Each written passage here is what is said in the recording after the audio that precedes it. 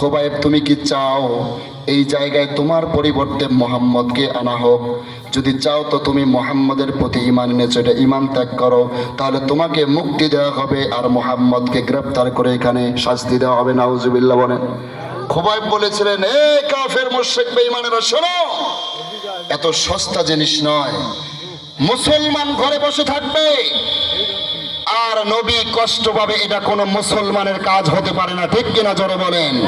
এই বাংলার জমিনে স্পষ্ট ভাষায় বলে দিতে চাই, কোন নাস্তিক, কোন মুরতাদ যদি আবারও নবীর উপরে কালিমা লেপন করে, কটূক্তি করে, বাংলার আবর তৌহিদি মুসলিম জনতা ঘরে বসে থাকবে না, কাপড়ের কাপড় মাথায় পরে রাজপথে নামতে বাধ্য হবে। ঠিক কিনা জোরে বলেন। তুমি নবীর উম্মত দাবি করো, সুন্নাহ মানো না, নবীর অপমানে তোমার হৃদয় কাঁদে না। তুমি বিজাতীয় সংস্কৃতিতে সপেছ পরাণ।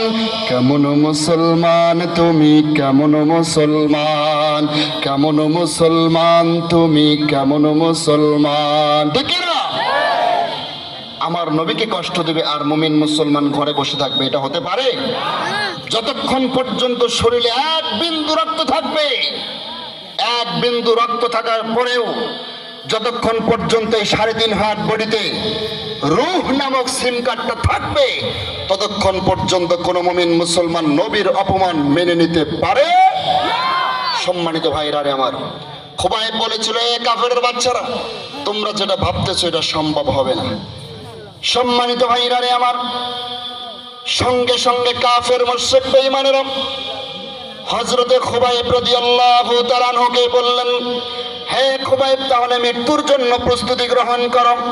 মৃত্যুর পূর্বক্ষণে তোমার কি মনের কোনো আশা বাসনা আছে নাকি, বলো, পূরণ করে দেই। যখন কাফেররা কথা বলল, খোবাইব বললেন, ঠিক আছে, যদি তোমরা আমাকে একটু সুযোগ দাও, এই সুযোগটা আমি দুনিয়ার কারো সঙ্গে কথা বলতে চাই না, আমি আমার মাওলার সঙ্গে একটু নেটওয়ার্ক তৈরি করতে চাই। খোবাইব রাদিয়াল্লাহু তাআলা একটু সময় দিলেন।